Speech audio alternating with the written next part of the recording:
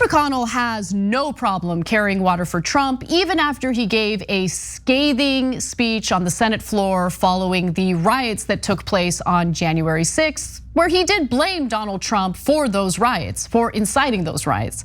But since then, he has continued the trend of carrying water for Trump, and lately he's been speaking out against a commission meant to investigate what transpired on January 6th in our nation's capital.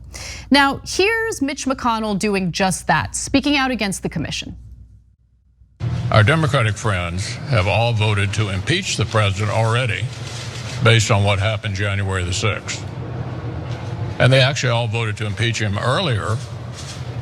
So I think it's pretty clear they have a formed opinion about former President Trump.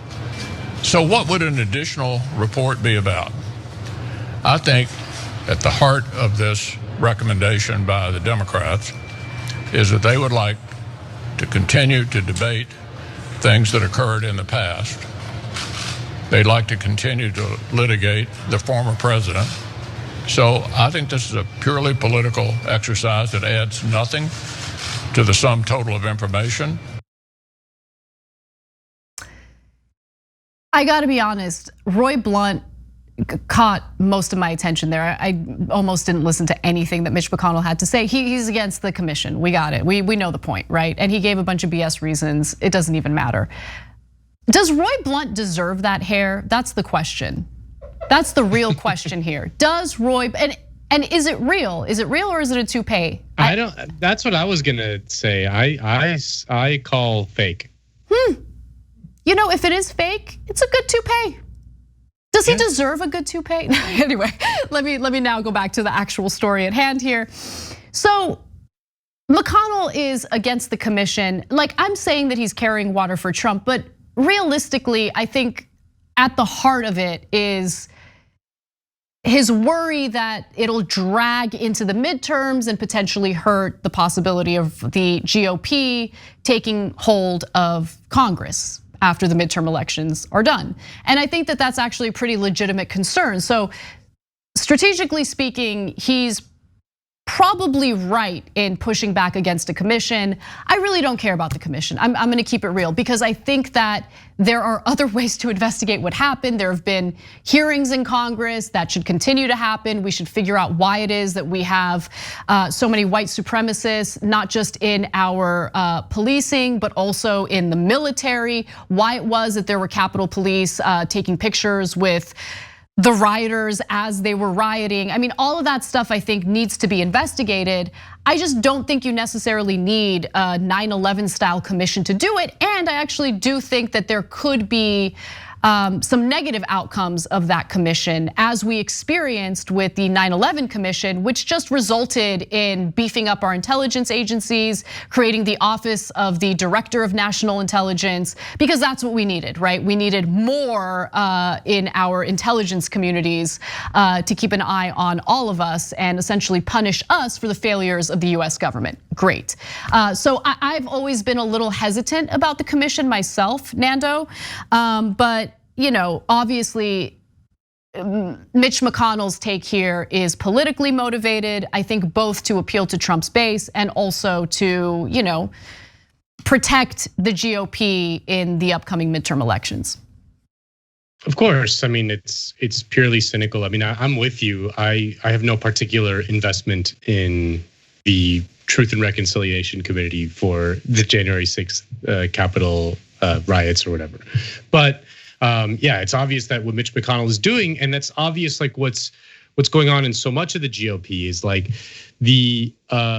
there's a lot of like liberal commentators that are like, look at all these cowards who refuse to denounce Trump or whatever, and they turn Liz Cheney into a hero and things like that. And the reality is that like politicians need their voters to like them and support them, and Trump is popular. It's popular with the GOP base.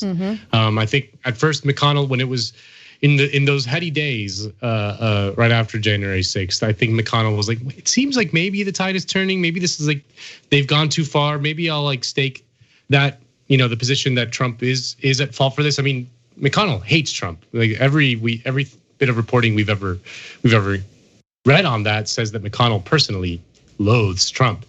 But McConnell is a political animal and one of the smartest ones there is, and a completely cynical figure that doesn't care that he was against Trump, 3 months ago, and then now he can just be like, no, this is ridiculous, and I don't care what I said 3 months ago. It's just, the expecting these people to be principled is a fool's game.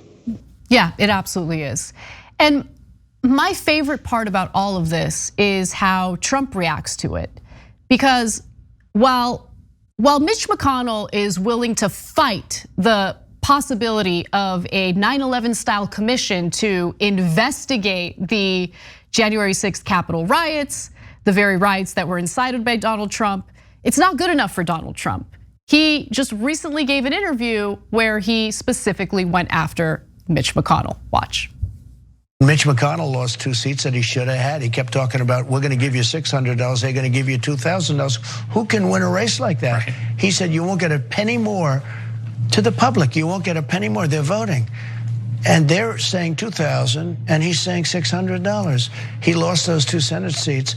And I got Mitch McConnell elected, if you can believe it. He was losing and he came to me, he wanted help. And I gave him help. And he went up 20 points after I gave him help, and he won his election. But if I didn't get him help, he would have lost absolutely in Kentucky, where I'm very popular. I like them too, by the way. You've been very tough on Mitch McConnell, I think deservedly so.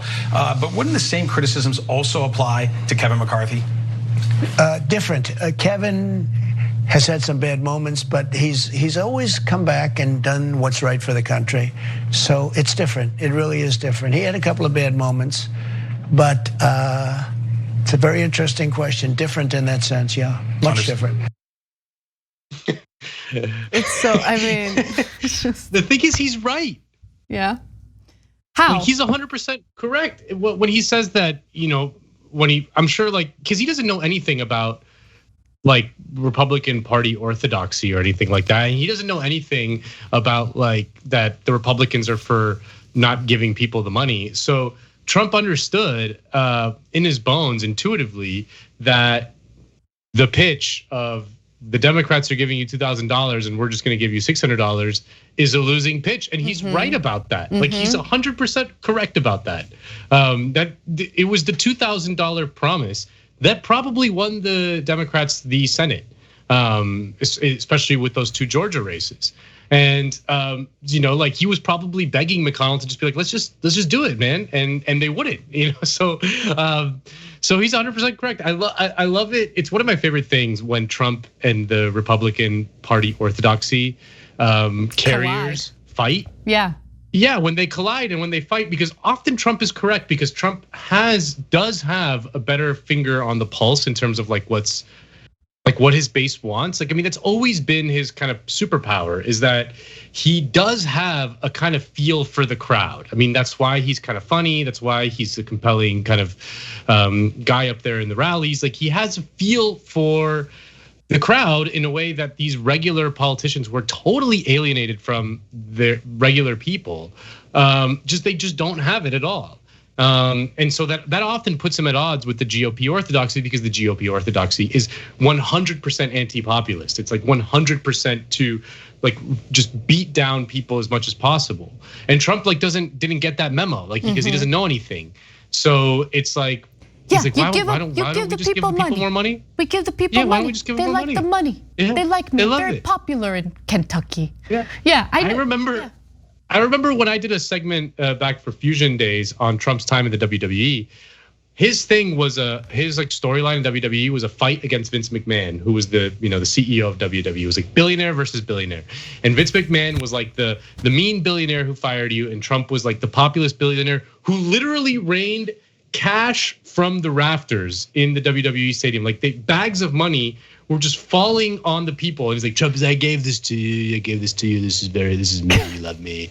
You love me. But he's not wrong. It's shown time and time again that giving people money is one of the most popular policies anyone can ever engage in. Look, the only thing you said that I disagree with was that it's his superpower. I mean, it's the most, in my opinion, obvious thing on the planet. Yeah, you give people money, especially when there's, I mean, I don't know whether he's even aware of how much people are struggling, but it doesn't even matter. Trump understands the basics, and for the longest time, the GOP has gotten away with going against the basics and essentially, fighting for austerity like crazy. And they've gotten away with it because they leaned into the culture war, which of course Trump has done himself as well. But at the end of the day, the thing that people will cite for their support of Trump is his alleged populism, because his rhetoric seemed to indicate that he understood the economic anxieties that Americans are facing.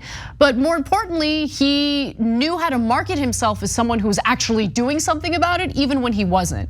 So I agree with you in that regard. And I do certainly enjoy watching people like Jeff Sessions, Mitch McConnell, all these, Liz Cheney even, like just all of these right wingers who we've despised for years and years, getting outsmarted and honestly destroyed by a person who's not really that bright at the end of the day. So thanks for watching The Young Turks, really appreciate it. Another way to show support is through YouTube memberships.